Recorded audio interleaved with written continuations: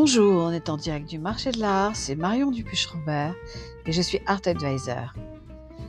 Combien de fois cette semaine avez-vous entendu « c'est la rentrée » ?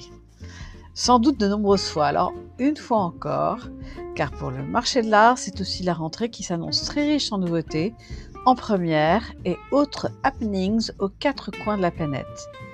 Et même si le mois d'août est traditionnellement le mois du summer break pour le marché de l'art, notamment en Europe, les autres continents, depuis au moins 15 jours, s'affairent autour de la programmation dès cette semaine, des foires internationales, des grandes ventes qui se préparent et des expositions événements que l'on attend avec impatience. Je vous propose alors dans cet épisode de faire un petit tour d'horizon promis en direct du marché de l'art.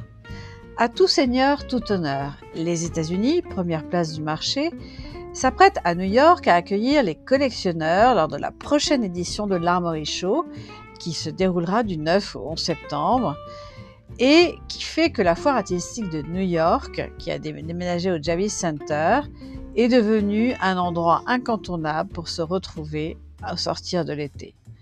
Pour la première fois en 28 ans d'histoire, un thème curatorial qui mettra l'accent sur le travail des artistes d'Amérique latine.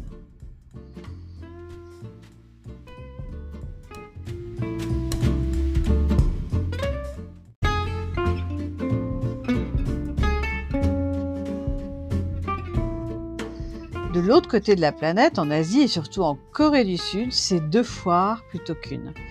Lorsque Frieze Séoul ouvrira pour la première fois ses portes le 2 septembre prochain, elle couronnera l'ascension rapide de la capitale sud-coréenne en tant que hub artistique mondial. Alors pourquoi Séoul ? La culture de la collection en Corée remonte à plusieurs décennies. La Corée, par ailleurs, possède également des facteurs formidables, et notamment ses artistes, qui sont très collectionnés à l'international, comme Nam Joo-paik, Lee Yu-fan ou Lee Bull.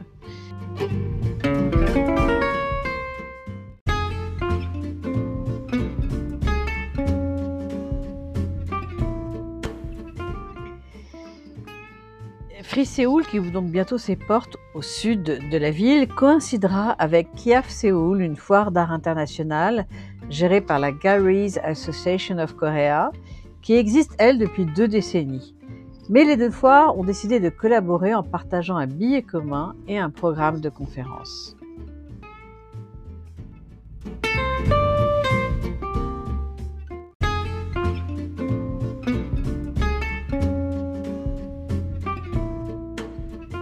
Un autre continent, et pas des moindres, fait parler de lui en ce moment, et c'est le continent africain, avec la principale foire d'art contemporain d'Afrique du Sud, FNB Argebourg, qui revient pour sa 15e édition, après 2 ans d'absence, afin de diffuser, selon elle, le meilleur de l'art africain contemporain, et de rencontrer les personnes qui le créent grâce au programme de conférences.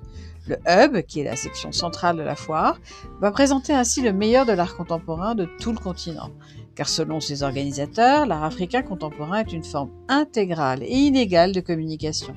Il commente, archive et défie les contextes dans lesquels nous vivons.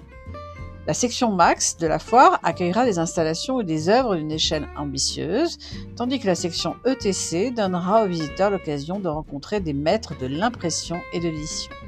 Enfin, la section Org sera une représentation des institutions artistiques phares de Johannesburg. Revenons en France, avec actuellement, ou plutôt la semaine dernière à Marseille, 2e plus grande ville de France, qui est devenue The Place to Be pour l'art, l'organisation de Artorama. Les galeristes, les collectionneurs et les amateurs d'art ont afflué à Marseille la semaine dernière, du 25 au 28 août, parce qu'Artorama vise à rendre la culture plus accessible. Et ce qui attire les artistes et les galeries et le public, c'est l'ambiance intime et détendue de la foire, comme sa réputation. Parce que c'est aussi le moment de l'année juste avant la rentrée, où tout le monde est encore bronzé, où tout le monde est encore détendu et surtout parle des projets à venir.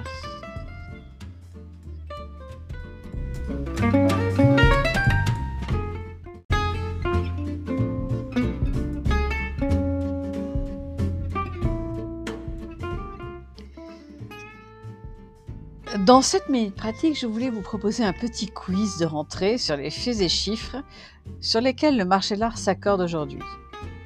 Quels sont, selon vous, les 5 points à retenir sur les perspectives du marché de l'art mondial? Premièrement, le marché de l'art a connu sa meilleure année en 2021. Le total des ventes aux enchères en 2021 a atteint plus de 16 milliards de dollars, ce qui en fait l'année la plus lucrative du marché de l'art.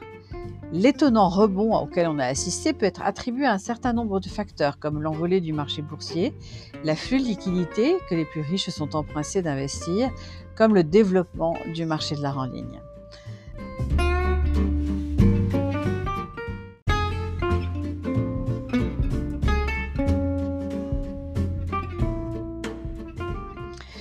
Deuxièmement, l'art ultra contemporain est le genre qui connaît la plus forte croissance sur le marché. Qu'est-ce que c'est que l'art ultra contemporain? Cela désigne des œuvres qui ont été réalisées par des artistes qui sont nés en 65 et après. Et aucun segment du marché des enchères ne connaît une croissance aussi rapide. Bien qu'il ne représente qu'une petite partie du marché global, moins de 5%, et beaucoup attribuent cette expansion à l'entrée d'une nouvelle classe de jeunes collectionneurs sur le marché, notamment en Asie, où la demande d'artistes nouveaux a été particulièrement forte. Troisièmement, la croissance du secteur contemporain est tirée par le volume. L'art contemporain, qui lui est défini par les œuvres réalisées par des artistes nés après la guerre et juste en 1975, a également connu sa meilleure année en 2021, rapportant un total de 2 milliards de dollars aux enchères. Cela est certainement dû à la fois à une augmentation de l'offre des vendeurs et à la capacité croissante des maisons de vente aux enchères à opérer en ligne. Quatrièmement, bien que le confinement soit terminé, les ventes en ligne continuent de grimper. On peut dire que miraculeusement, une année passée en confinement a profondément modifié de façon structurelle la façon dont on va faire des transactions sur le marché de l'art et le comportement des acheteurs, comme des vendeurs. En 2021, la valeur globale des œuvres vendues en ligne par Sotheby's, Christie's et Phillips, les 3 plus grandes maisons de vente au monde, a augmenté de 36% pour atteindre 1,4 milliard de dollars. Et cinquièmement, last but not least, l'art est en train de concurrencer d'autres classes d'actifs. S'il est trop tôt pour dire comment la volatilité actuelle des marchés boursiers affectera les marchés de l'art et les marchés financiers au sens large, il est clair que l'art dans son ensemble fait partie des investissements alternatifs, certes volatiles, mais aussi potentiellement très lucratifs, de plus en plus présents dans un portefeuille diversifié.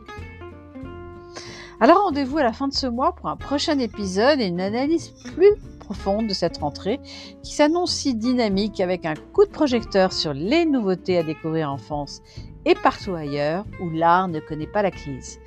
Voilà, c'était en direct du marché de l'art, épisode 8 de la saison 3. Même pour le marché de l'art, c'est la rentrée. Restez à l'écoute pour un prochain épisode ou comme nos amis anglo-saxons aiment à le dire, stay tuned.